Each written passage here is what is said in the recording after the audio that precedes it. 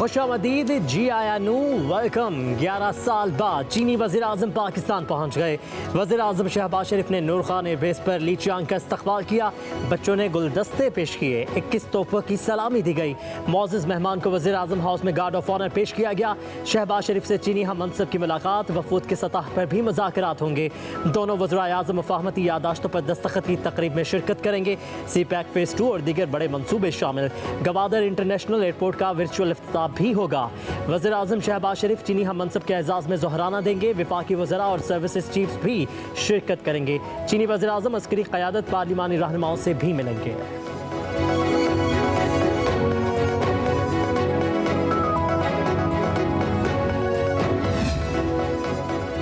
Shanghai ताउन तंजीम इजलास में शिरकत करने पर खुशी है। चीनी वज़ीर आज़म ली चियांग का बयान, कहा पाकिस्तान को चीनी अवाम बहुत पसंद करते हैं।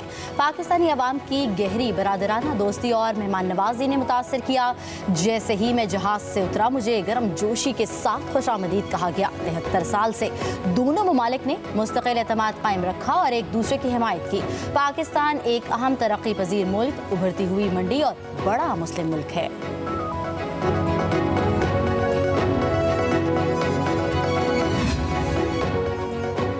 चीनी वज़ीर आज़म का दौरा तारीखी और पैदावारी साबित होगा। दो तरफा ताल्लुकात मज़ीद मुस्तहकम होंगे। वज़ीर आज़म शहबाज शरीफ का सोशल मीडिया पर पैगाम लिखा, हम जारी बाहमी मंसूबों पर गौर करेंगे। सी पैक और बाहमी इश्तराक के मंसूबों पर तबादला ख्याल होगा। पाक चीन दो तरफा दोस्ती, इलाकाई इस्तेहकाम और खुशहाली का मज़हर साबित होगी।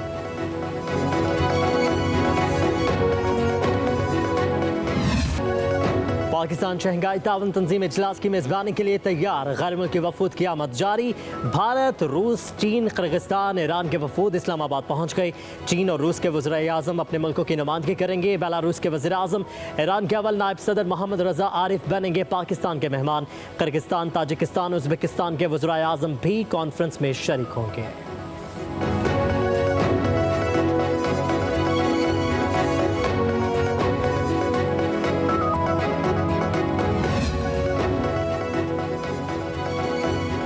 पाकिस्तान दुनिया की तवज्जो का मरकज़ बन चुका है। आलमी सतह के वफूद पाकिस्तान आ रहे हैं। पाकिस्तान अब तन्हाई का शिकार नहीं है। वज़ीर इत्तलात अताउल्लाह तारड़ के मीडिया से सहूलत सेंटर के इफ्तिताह के मौका पर प्रेस कॉन्फ्रेंस, कहा SCO कॉन्फ्रेंस से पाकिस्तान में सरमायाकारी आएगी।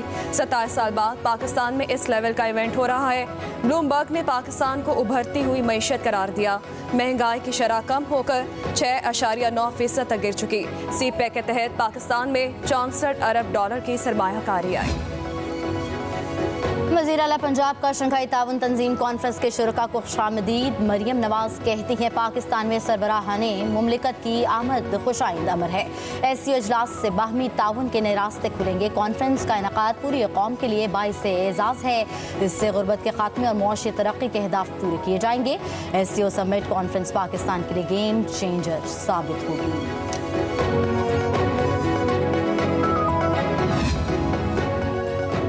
भारत ने SCO कॉन्फ्रेंस में शिरकत का सही फैसला किया है। इंडियन हमारे मेहमान हैं, हम उनकी इज्जत करेंगे। भारत को भी मेहमान बनकर एक कदम आगे बढ़ाना होगा। साबिक सेक्रेटरी खारजा एजाज चौधरी का कहना है, हमें पुरअमन बकाए बाहमी के तहत दोनों ममालिक के ताल्लुकात को मामूल पर लाना है। SCO को अमेरिका बहुत ज़्यादा कदर की निगाह से नहीं देखता।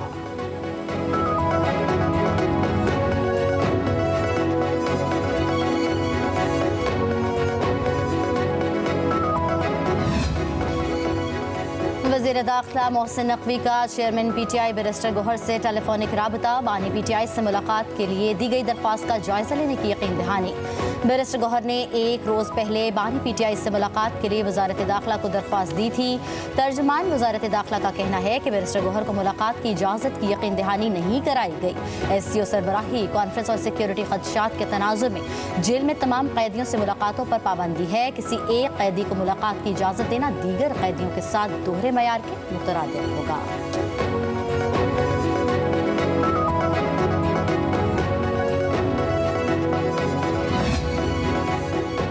तहरीक इंसाफ कल डी चौक में एहतजाज करेगी या नहीं? वज़ीर आला खैबर पख्तूनख्वा अली अमीन गंडापुर ने आज अहम इजलास बुला लिया।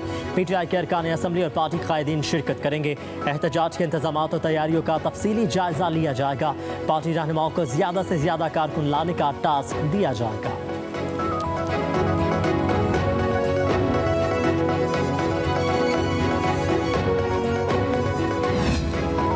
आइन के दायरे में रहकर अपना मौक़िफ़ पेश करने की सबको इजाज़त है। गवर्नर खैबर पख्तूनख्वा फैसल करीम कुंडी कहते हैं, आइन और कानून की बालादस्ती से ही मुल्क तरक्की करेगा। खैबर पख्तूनख्वा में सिर्फ अमन का एजेंडा लहराया जाएगा। अपने सूबे का ख्याल हमने खुद रखना है। तमाम मसाइल हल करना सूबाई हुकूमत की जिम्मेदारी है। कोई एक शख्स कुछ नहीं कर सकता, सबको मिलकर किरदार अदा करना होगा।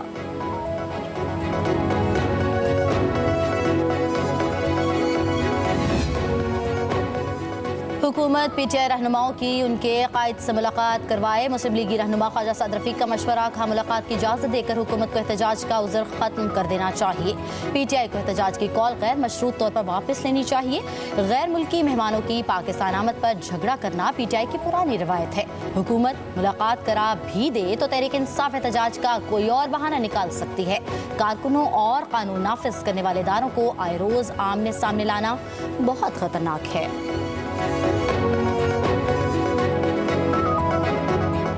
एहतजाज ये शक्ल भी देता है कि एक सूबे की हुकूमत दारुल खिलाफे पर तवातर के साथ, जैसे सोमनाथ के मंदिर पर हमले किए जाते हैं और वो को महमूद गजनवी हैं और बनकर आते हैं कि उन्होंने वो मंदिर ढाने हैं और बार बार उन्होंने आना है और मुसल्ला आना है। फिर हम पूछने का मकसद ये है कि एहतजाज की हद क्या होगी? क्या वो एहतजाज आपके हाफजे में होगा?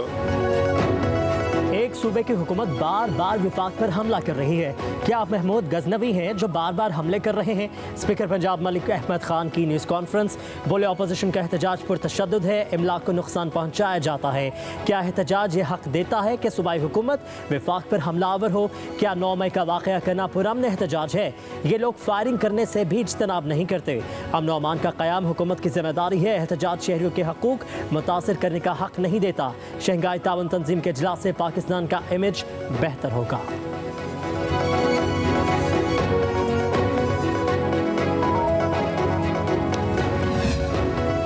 मुशीर इत्तलात केपी बैरिस्टर सैफ कहते हैं कि जाली हुकूमत की पीटीआई एहतजाज से कांपे टांग रही है।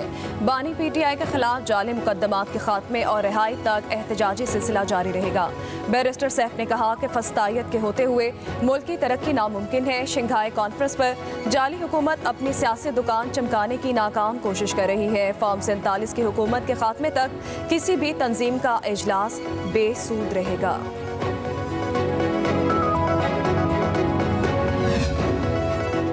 आईनी तरामीम से मुतल्लिक़ हुकूमत का मुसव्वदा मुस्तरद कर दिया गया। हुकूमती तरामीम से शख्सी आज़ादी ख़त्म हो जाती है। इस मुसव्वदे से अदलिया कमज़ोर हो जाती है तो इंसानी हकूक़ तबाह हो जाते हैं। मौलाना फजल रहमान की टंडवाल आयार में मीडिया से गुफ्तगू और मुज़ाकरात के नतीजे में काफ़ी हम आहंगी पैदा हो चुकी है। इत्तफ़ाक़ राय के करीब पहुँच चुके हैं। तमाम इदारों के दरमियान तवाज़ुन पैदा करना हमारी जिम्मेदारी है।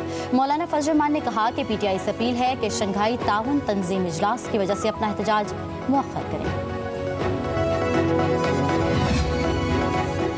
वज़ीर कानून आज़म नज़ीर तारड़ की सदारत में आईनी तरामीम से मुतालिक ज़ैली कमेटी का इजलास, सियासी जमातों के मुसव्वदों पर गौर।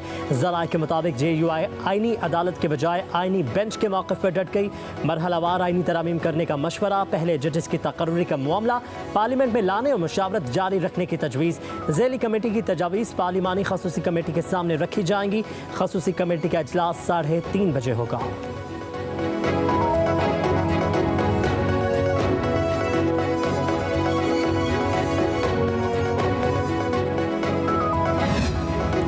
पीपल्स पार्टी और MQM का आईनी तरमीम पर इत्तफाक़ राय और शफाफियत से आगे बढ़ने पर इत्तफाक। सेनेटर शेरी रहमान और डॉक्टर आसिम हुसैन की सिंध हाउस में MQM वफ़द से मुलाकात हुई। मुत्तहिदा के वफ़द में गवर्नर सिंध कामरान टसोरी, डॉक्टर फारूक सत्तार, अमीनुल हक शरीक हुए। दोनों जमातें रवाबित जारी रखने पर मुत्तफ़िक। शेरी रहमान ने कहा कि बिलावल भुट्टो जरदारी की हिदायत पर तमाम स्टेक होल्डर्स को अपने आईनी मुसव्वदे पर एतमाद मिले रहे हैं। MQM और पीपल्स पार्टी का पुराना ताल्लुक है। मुलाकात में तामीरी गुफ्तगू हुई है।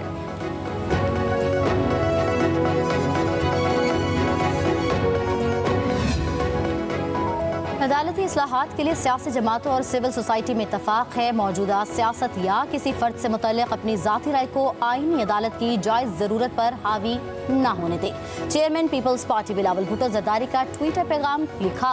अगस्त 2023 में सिविल सोसाइटी ने मिसाक जमहूरियत 2 का मुतालबा किया। मुतालबे का मकसद मिसाक के नामुकम्मल एजेंडे को पूरा करना था। सिविल सोसाइटी के मुतालबे का मकसद बानी PTI जनरल पाशा जनरल फैज़ के जमहूरियत पर हमलों के नतीजे में खोए हुए मुकाम को दोबारा हासिल करना था। सिविल सोसाइटी की सिफारिशात में वफाकी आईनी अदालत का क़याम भी शामिल था, जिसकी तायद एक PTI सेनेटर ने भी की थी। सिंध हाई कोर्ट ने मुजव्वज़ा आईनी तरामीम के खिलाफ दरखास्त मुस्तरद कर दी। चीफ जस्टिस मोहम्मद शफी सदीकी ने रिमार्क्स दिए कि जब तक तरामीम हुई ही नहीं हो तो अदालत कैसे मुदाखलत कर सकती है। तरामीम से पहले कैसे तयन करे कि ये कानून के मुताबिक हो रही हैं या नहीं। असम्बली में बैठे 24 करोड़ आवाम के मुंतखब नुमाइंदे हैं। किस कानून के तहत मुसविदा बार काउंसिल्स और वकला तंजीमों के सामने पेश करने का हुक्म दें। 3-4 लाइनें लिखकर दरखास्त दायर कर दी जाती है, फिर अखबारात में खबर लग जाती है। आपने प्रैक्टिस एंड प्रोसीजर एक्ट पर सुप्रीम कोर्ट की जजमेंट पढ़ी है। सुप्रीम कोर्ट के 15 रुकनी बेंच के फैसले के खिलाफ हम कैसे जा सकते हैं।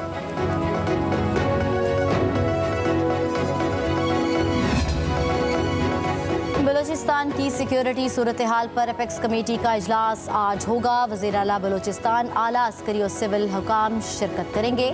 शुरका को सूबे की सिक्योरिटी सूरत हाल पर ब्रीफिंग दी जाएगी। दहशत गर्दी से निपटने के हिकमत अमली और दीगर अहम अमूर पर तबादला ख्याल किया जाएगा। वस्ती बहीरा अरब पर डिप्रेशन, कराची में बूंदाबांदी, डिफेंस, क्लिफ्टन, बोर्ड बेसिन और एतराफ में हल्की बारिश। महकमे मौसमियात के 24 घंटों के दौरान मतला अबर आलूद रहने की पेश गोई। उधर बहीरा अरब में बनने वाला कम दबाव शिद्दत अख्तियार कर गया, 12 घंटों के दौरान डिप्रेशन में तब्दील। महकमे मौसमियात का कहना है कम दबाव का रुख ओमान की तरफ है। पाकिस्तान की किसी भी साहिली पट्टी को तूफान से कोई खतरा नहीं है। अगले 2 रोज तक तेज हवाएं चलने का इम्कान है। माहीगीरों को गहरे समुंदर में जाने से गुरेज करने का मशवरा।